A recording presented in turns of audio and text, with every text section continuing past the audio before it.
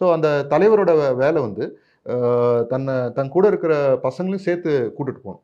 ஓகேங்களா? அது அந்த விஷயத்த அவர் விட்டுட்டாரோ அப்படின்னு இருக்கு. ஆனா அதே சமயம் அவரு வந்து இந்த போட்டிக்குள்ள இருக்கணும் அப்படின்றது என் பாயிண்ட் ஆஃப் வியூ. ஓகேங்களா? ஆனா வந்து மீடியா அப்படி பண்றது கிடையாது. இப்போ மும்முனை தான் வெளிய சொல்றாங்க. ஓகேங்களா? ஏன் அப்படின்னா விஜய் அண்ணா வந்து தனித்து போட்டி அப்படின்றத வந்து அவரு கட்சி செயற்குழுல வந்து தீர்மானமா ஏத்திருக்காங்க. அத செயல்படுத்துறாங்க அப்படின்னு. ஒரு பக்கம் இது. இன்னொரு பக்கம் பார்த்தீங்கன்னா, ஆ இவரு அஜித் சொன்னாரு, அது அதிமுக கூட்டணின்ட்டு. அது மன்னிக்கணும். அது வந்து என்டிஏ கூட்டணி. அதிமுக கூட்டணி கிடையாது. ஓகேங்களா? No more AIADMK.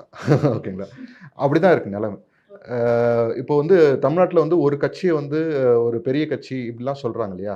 இவங்க 2 பேருக்கும் ஏஜ் ஆயிடுச்சு. இல்லைங்களா? அதுதான் அவங்க திருப்பி திருப்பி சொல்ல ட்ரை பண்ணிட்டு இருக்காங்க. எங்களுக்கு 75 வருஷம் ஆச்சு ஒருத்தர் 50 வருஷம் ஆச்சுன்னு. வயசானனால யூத் யாருமே அங்க ஃபாலோவர்ஸ் இல்ல.